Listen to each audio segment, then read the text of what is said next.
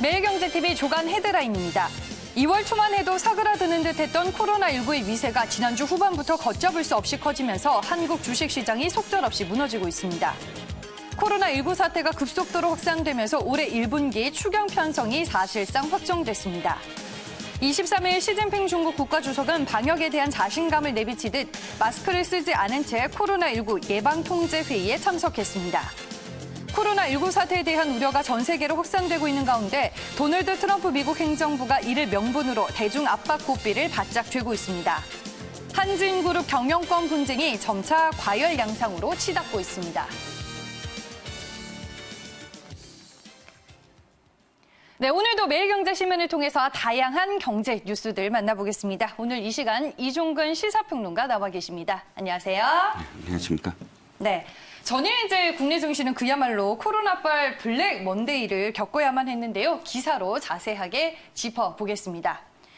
네, 오늘자 매일경제신문 5면의 기사입니다. 네, 코로나19 확진자와 사망자 수가 늘어날수록 한국 증시는 힘을 못 쓰고 뚝뚝 떨어지고 있습니다. 코스피 시장에서만 지금 시총이 56조 원가량이 증발하는 상황인데요. 기사 내용 한번 확인을 해볼게요. 네, 2월 초만 해도 사그라드는 듯했던 코로나19의 위세가 지난주 후반부터 걷잡을 수 없이 커지면서 한국 주식시장이 속절없이 무너지고 있습니다. 전일 코스피 코스닥 양시장 모두 3에서 4%대 폭락세를 보였고요. 한국 경제가 이 내수와 수출이 동시에 곤두박질 치는 코로나발 경기 위축에 휩싸이게 됐습니다. 전일 원달러 환율도 1,220원까지 상승을 하게 됐는데요. 지금 코로나19로 국내 증시도 큰 타격을 받고 있는 건가요? 네, 그렇습니다. 지금 그 2월 20일 깨만 하더라도 확진자 수가 100명대였습니다. 그런데 불과 5일 정도 지났는데 지금 현재 어저께 발로 800명대였고 아마 오늘 1000명대까지 근접하지 않을까 하는 그런 그 우려 섞인 그런 전망도 나오고 있습니다. 이에 따라서 증시 어저께 거의 급락을 했지요. 그 증시가 급락한 건 어쨌든 외적 요인, 그러니까 수출과 관련된 어떤 부분에 겹쳐서 이제 내수까지 엄청나게 위축이 될 것이다라는 그런 전망에 따라서 외국인들이 너도나도 팔자로 돌아서서 아주 러쉬를 이루었기 때문으로 보입니다. 일단 많은 그 기업들의 또 공장이라든지 사업장들이 폐쇄되는 곳이 이어지고 또 대구 경북을 중심으로 해서 거의 외출 자제령이 떨어지면서 내수는 급격히 위축되는 그런 양상을 보이고 있습니다. 상하이 종합지수는 근데 상대적으로 지금 0.28% 떨어진 것에 그친 거에 비하면 우리나라 코스피는 3.87%, 코스닥은 4.3%로 급락을 했습니다. 역시 외국인들의 매수세가 원인인데요. 이에 따라서 원화 하락도 지금 계속 이어지고 있고 그것이 또 외국인들이 7,800억 원 매도하는 러시를 부추겼다는 그런 그 분석입니다. 네, 말씀해 주셨다시피 이번 코로나19의 진원지인 중국은 이 중국 정부의 경기 부양책에 힘입어 지수가 버텨주고 있지만 한국을 포함한 그 외의 나라들이 지금 피해를 보고 있는 상황입니다. 지금 시장 상황이 전체적으로 좋지는 못한데 그렇다면은 증권가에서는 앞으로 이제 시장에 대해서 어떤 전망들을 쏟아내고 있나요? 일단 부양책으로 이 중국이 이제 부양책으로 경기 활성화에 나서고 있는 것은 우리에게 나쁜 어떤 상황은 아닙니다만 지금은 수출이라든지 그런 외적 환경보다 내적인 부분, 그러니까 그 내수 위축이라든지 이런 부분들이 부각이 되고 있습니다. 그런데 문제는 이거죠. 지금 코로나19의 그 확산세가 아직도 지속되고 있다. 이제 정세균 총리가 대구 경북으로 가서 완전히 그 진두지휘를 하겠다라고 어저께 발표를 했는데 그것은 앞으로 한 열흘이 고비다라는 정부의 어떤 그런 그 분석에 따른 것입니다. 정부의 분석이 바로 열흘 앞으로 뭐 4주 이렇게 말씀을 드리는 건 그동안 계속 그 상태는 호전되지 못한다는 그런 뜻으로도 이제 받아들여지거든요. 그렇기 때문에 코스피는 좀 추가 하락의 어떤 그런 그 우려가 나타나고 있고요. 대신 안전자산이라고 할 수 있는 금값은 최고가를 경신하고 있습니다. 국고채 역시 3년물 금리가 연중 최저치를 기록을 했고요. 지난주 제가 이 코너에서 그러니까 기준금리 하락할 것인가, 다시 이제 추가 인하할 것인가에 대한 어떤 전망을 해드렸는데 네. 이번에 이 코로나19라는 그런 그 요인이 아마도 27일 그 추가 금리를 인하할 것이다라는 쪽에 무게가 훨씬 더 많이 좀 실리고 있다라고 할 수가 있겠습니다. 네, 알겠습니다. 첫 번째 기사는 금융시장 흐름에 대해서 저희가 코로나19와 함께 진단을 해봤고요. 다음 두 번째 기사로 넘어가 보겠습니다. 네, 오늘자 매일경제신문 6면입니다. 네, 1분기 코로나 추경이 사실상 확정이 되는 분위기입니다. 대구를 중심으로 지금 코로나 집단 감염이 확산이 되자 이 추경이 또 속도를 내는 분위기인데요. 현재 이 10조 플러스 알파, 많게는 15조 원대까지 얘기가 나오고 있습니다. 당정을 중심으로 이런 얘기들이 나오고 있는데 기사 내용을 좀 자세히 확인을 해볼게요. 코로나19 사태가 급속도로 확산이 되면서 올해 1분기 추경 편성이 사실상 확정이 됐습니다. 이번 코로나19 추경은 당초 정부 계획에 없었지만 최근에 코로나19 사태가 예상외로 심각해지면서 전격적으로 추진이 되는 분위기입니다. 그러면 추경 규모는 어떻게 정해지는 건가요? 네, 말씀하셨듯이 이제 규모가 문제겠죠. 어쨌든 여당은 계속 추경을 요구하고 있었고, 지금 기재부에서는 그래도 좀 거리를 두는 상황이었습니다. 재정 건전성에 대해서 비판도 많았기 때문입니다. 그런데 일단 문재인 대통령 어저께 수석 보좌관 회의에서 추경 검토하라 또 지시를 내렸고 거기에 따라서 아주 급물살을 타는 모양새입니다. 야당도 추경 편성 자체는 반대를 하지 않아요. 그런데 그것이 불효불급한 그런 그 액수냐, 즉 규모에 좀 그 신경을 많이 쓰는 상황이라 추경 편성은 아마도 국회에서도 쉽게 지금 통과가 될 것으로 보이고요. 사스 때를 돌아보면 7조 5천억 원 규모, 메르스는 11조 6천억 원 규모입니다. 그런데 조심스럽게 10조 플러스 알파를 지금 예상하고 있는 이유는 이겁니다. 메르스 때를 비교하시면 메르스 때의 11조라는 것에 포함된 어떤 이 세부 내역을 보면 거기에 2조 5천억 원은 이런 어떤 그런 인수 공통 전염병이라든지 이런 부분들에 대한 방역 체계를 새롭게 구축하는 데 쓰인 비용이에요. 그러니까 이번에는 그 비용이 새로 들지 않는다는 거죠. 그때 이미 구축을 했으니까. 또는 당시에는 이제 가뭄 대책이라든지 또 세수 부족분을 좀 메우기 위해서라든지 이런 부분들이 그 11조 원에 들어갔습니다. 그래서 이번에 10조 원 플러스 알파, 그러니까 10조 원대라고 하더라도 그 10조 원대는 경기 부양책에 오롯이 다 쓰일 수가 있어요. 그러니까 메르스 때와 좀 비교해서 네. 10조가 결코 경기 활성화라는 측면에서는 낮은 금액은 아니다라고 보고 있고요. 문제는 또 이겁니다. 아직은 확정되지 않았다. 추경 편성의 급물살을 타고 있지만 그러나 이제 액수 작업을 이제 해나가는 과정에서 네. 현재 그 코로나19의 어떤 진행 상황에 따라서 또 경제 여파에 따라서 액수는 조금 더 조정이 가능할 것으로 또 보입니다. 네, 말씀해 주셨다시피 추경 편성에 대해서 직접적인 언급이 있었지만 추경 규모와 더불어 이 추경에 들어갈 사업에 큰 관심이 모아지고 있고요. 앞서서 사스와 메르스 당시와 이제 추경안을 비교해 주셨습니다. 기획재정부 자료에 따르면요. 이 사스가 발생했을 당시 2003년에는 2차 추경이 7조 원대 규모였습니다. 메르스가 발생했었던 2015년도에는 추경 규모가 11조 원대였고요. 코로나19와 관련된 추경, 현재 10조 원 안팎인데 기사 헤드라인에서도 확인해 보셨다시피 10조 플러스 알파입니다. 아직까지 추경 규모가 확정이 되지는 않았는데 전일 이제 정세균 총리가 재정 명령권을 언급하기도 했었습니다. 이 부분은 가능한 건가요, 그러면? 네, 긴급 재정 명령권을 정세균 총리가 실무 차원에서 검토했다라고 지금 발언한 것을 두고 긴급 재정 명령권을 또 발동하는 것 아니냐라는 또 일각에서의 이야기도 있었습니다. 긴급 재정 명령권이란 긴급 조치 들어보셨을 거예요. 꽤 오랫동안 발동을 안 해서 박정희 대통령 시절엔 긴급 조치가 여러 번 발동을 했는데 긴급 조치라는 것은 간단하게 말씀을 드리면 국회에 어떤 법을 만들고 통과시키고 이런 과정 없이 것이 대통령이령으로 발동시켜서 그대로 시행하게 만드는 것입니다. 예를 들어서 천재지변이라든지 또 내후외환이라든지 이런 급격한 변동이 있을 때 거기에 들어가는 어떤 예산이 필요한데 불효불급한 예산이 필요한데 당장 그 국회에서 통과하고 법을 만들고 통과시키는 과정을 다 거쳐버리면 시기를 놓칠 수 있기 때문에 그냥 대통령령으로 긴급조치를 발동시킨다. 뭐 그런 어떤 이 시행책인데요. 현재 한 번 딱 발동을 했습니다.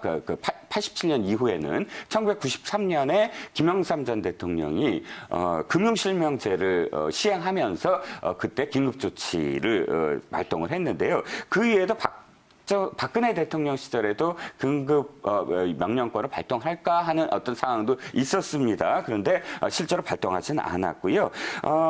문제는 이겁니다. 그 안에서 여권 내부에서도 사실은 좀 반대하는 목소리가 커요. 네. 그러니까 시행은 저는 어렵다고 봅니다. 왜냐하면 이 긴급조치 명령권이란 사실 내후외환이라는 것이 이 상황이 되게 애매하거든요. 그리고 두 번째는 지금은 예를 들어서 경기부양책에 투여를 하는데 뭐 소상공인들의 어떤 자영업에 도와준다든지 이런 데 쓰이는데 우리가 대통령령으로 만든 어떤 재원을 쓸 수 있느냐 뭐 이런 여권 내부에 여권의 그 의원들의 어떤 목소리도 있습니다. 그렇기 때문에 일단 검토는 했다고 하지만 실제로 네. 시행될 가능성은 좀 적어 보인다라고 할 수가 있겠습니다. 네, 알겠습니다. 매일경제 주간 브리핑 두 번째 기사는 추경과 관련된 기사 저희가 만나봤습니다. 다음 기사 확인을 해볼게요.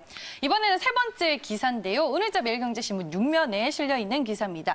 전일 이제 시진핑 중국 국가주석이 마스크를 벗고 나타났습니다. 회의에. 아무래도 이제 중국은 통제가 잘 되고 있다라는 자신감을 내비치는 걸까요? 그와 더불어 이제 중국 언론은 최근에 한국에서 확진자와 사망자 수가 늘어나는 걸 보고 한국이 대응이 늦다며 적반하장의 모습을 보였습니다. 기사 내용 체크를 해볼게요. 네, 23일 시진핑 중국 국가주석은 방역에 대한 자신감을 내비치듯 이 마스크를 쓰지 않은 채 코로나19 예방 통제 회의에 참석을 했습니다. 이 회의에서 시 주석은 느슨해져서는 안 된다며 당부의 말도 아끼지 않았고요. 그와 더불어 2020년 경제 및 사회 발전 목표를 달성하기 위해 정책 지원을 강화하겠다라고 언급하기도 했습니다. 일단은 사진을 통해 확인이 되다시피 시진핑 중국 국가주석이 코로나19 예방 통제 회의에 마스크를 쓰지 않고 등장을 했습니다. 자신감 회복으로 봐야 될까요? 네, 그렇습니다. 자신감 회복하게 된 어떤 배경은 확진자 수가 주춤하고 있다. 확진자 수가 급증하는 어떤 그 모양새에서 이 폭이 좀 줄어들고 있다라고 할 수가 있겠습니다. 신규 확진자가 5일 연속 1,000명 미만을 기록했다든지 또는 베이징, 후난성, 텐진 등에서 신규 확진자가 없었다. 최근 이틀 동안 이런 기사들이 쏟아지면서 또 기업의 어떤 다시 한번 조업을 재개하는 그런 율도 높아지고 있거든요. 광동성 등 기업 생산 재개율이 70% 정도 회복되고 있다라는 소식도 들립니다. 그런 것을 배경으로 해서 또 시진핑 주석과 그다음에 상무위원 7명이 전부 마스크도 쓰지 않은 채 회의에 참석을 해서 시진핑 주석은 조업 당장 재개하라라고 거의 지시를 내렸고요. 또 코로나19가 중국 경제적인 영향에 단기적인 영향에 그칠 것이다. 그리고 장기적으로는 우리 경제 목표를 실현할 것이다라고 아주 자신 있게 얘기했습니다. 거기에 반해서 일단 양회 그러니까 전임 전국인민대표자 대회와 전국인민협상회의는 연기하는 모양새를 취했습니다. 3월 초인데 양회까지 계속 추진하기에는 약간 좀 무리가 아닌가라고 또 판단을 한 것 같습니다. 네, 알겠습니다. 말씀해 주셨다시피 전일 이제 양회가 연기가 된다라고 발표가 됐고요. 앞서서 이제 최근 중국 코로나 확진자 그리고 사망자 수에 대해 말씀을 해주셨는데 그래프를 통해 한번 확인을 해보겠습니다.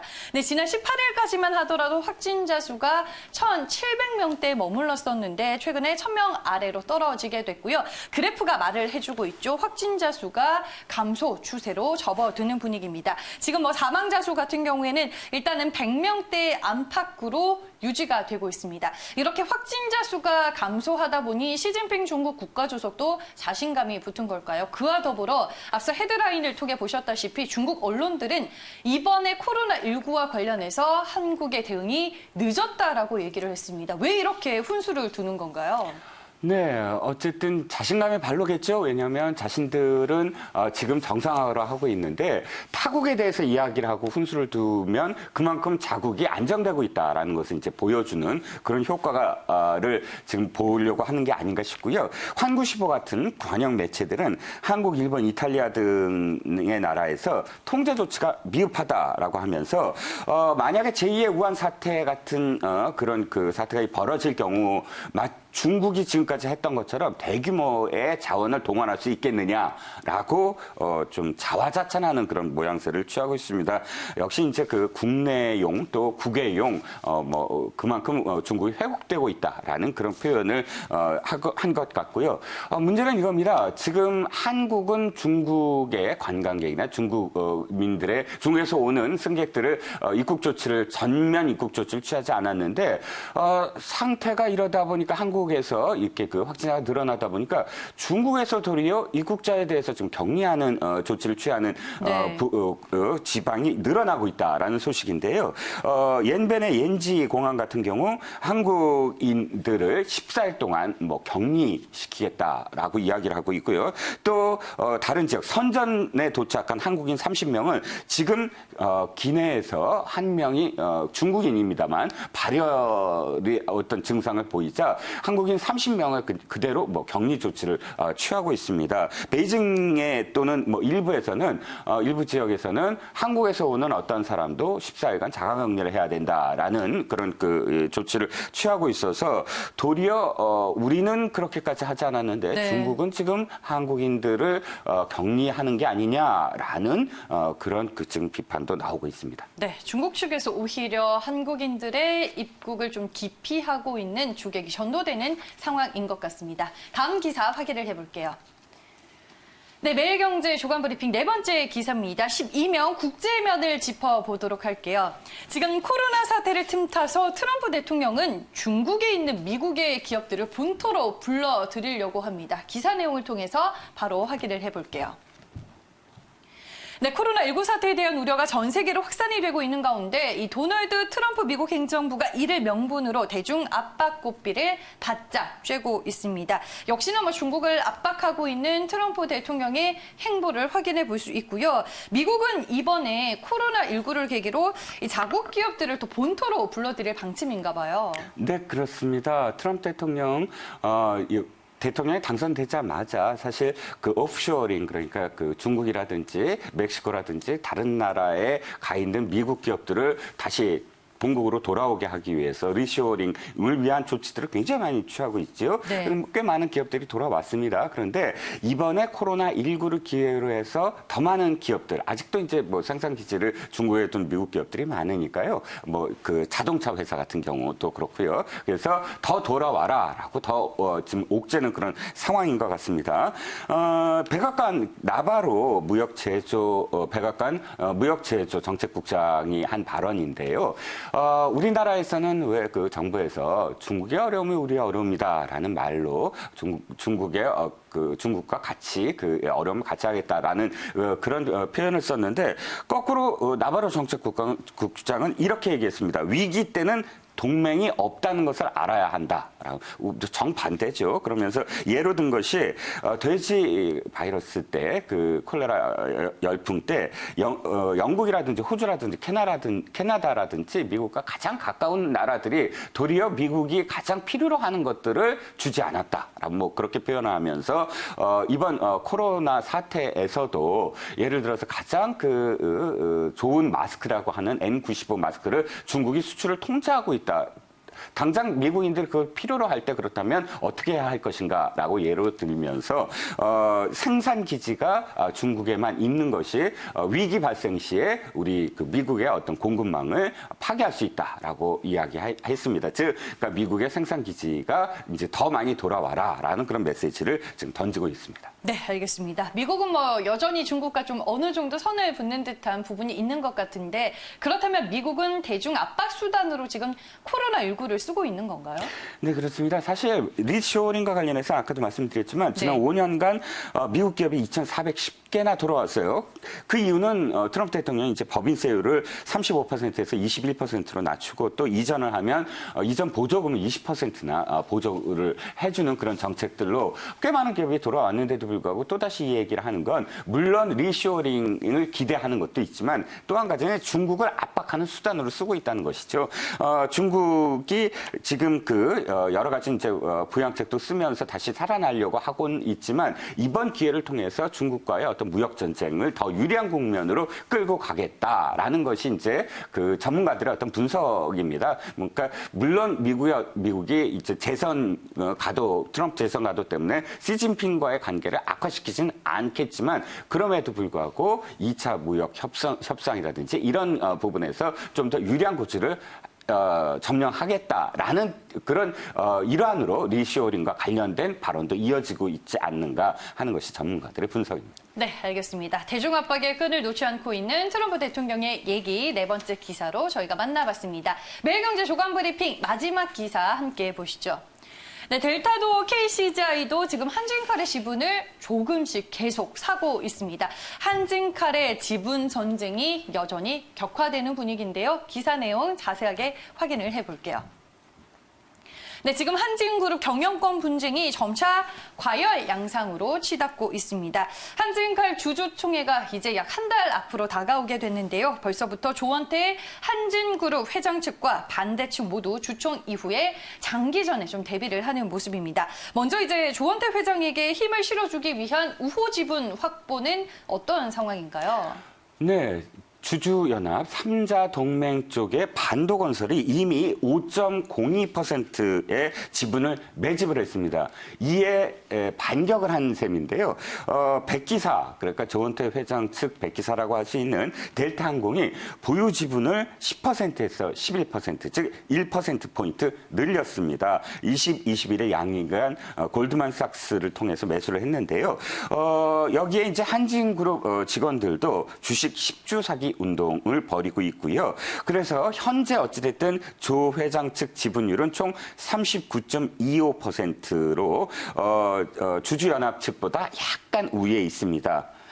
전체적으로는 사실 아직 이제 그 약간 정도의 어떤 그 우위에 불과하지만 그러나 1% 매집도 굉장히 큰 어떤 이 효과 뭐랄까요 그 지분을 확보하는 상황이라서 양측의 어떤 그 확보전이 어떻게 전개될지 조금 더 지켜봐야 될 것 같고요. 네, 알겠습니다. 그렇다면은 지분 현황에 대해서 표를 통해 좀 자세하게 정리를 해보겠습니다. 지금 캐스팅보트 역할을 하고 있는 국민연금의 지분이 2.9%로 추정이 되고 있고요. 이 조원태 회장을 포함한 이제 조원태 회장 측의 우호 지분이 39.25%에서 플러스 알파가 될 것으로 보입니다. 말씀해 주셨다시피 미국 델타항공도 최근에 10%에서 11%로 지분을 늘려나가게 됐고요. 지금 조현아 전 부사장을 포함한 KCGI 반도건설 이 3자 연합군의 지분은 37.62%입니다. 뭐 델타항공과 마찬가지로 KCGI도 조금씩 현재 기타 법인을 통해서 지분 확보에 나서고 있습니다.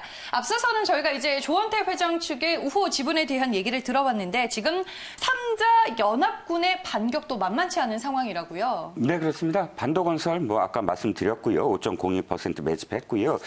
KCGI 역시 한진칼 지분을 0.54% 추가 매집했습니다. 그래서 앵커께서 말씀하셨듯이 지분율이 37.08%에서 37.62%로 늘어났습니다. 문제는 이겁니다. 양측의 어떤 경영권 분쟁은 뭐 계속 될 텐데 소액 투자자들한테 사실 사실 이것이 기회이냐 좀 위험할 수가 있다는 거예요. 네. 왜냐하면 어저께도 시장은 굉장히 급락세였어요. 그런데 한진칼만 0.98%가 올라서 51,300원을 기록을 했습니다. 즉 이제 머니게임 양상이 지금 벌어지고 있는데 과도하게 고평가돼 있다라는 것이 이제 증권업계의 분석이거든요. 그래서 소액 투자자는 주의가 필요하다라고 지금 할 수가 있겠습니다. 네, 알겠습니다. 한진칼의 경영권 분쟁과 관련된 기사 마지막으로 만나봤습니다. 매일경제 조간 브리핑 오늘 여기까지고요. 이종근 시사평론가와 함께했습니다. 고맙습니다.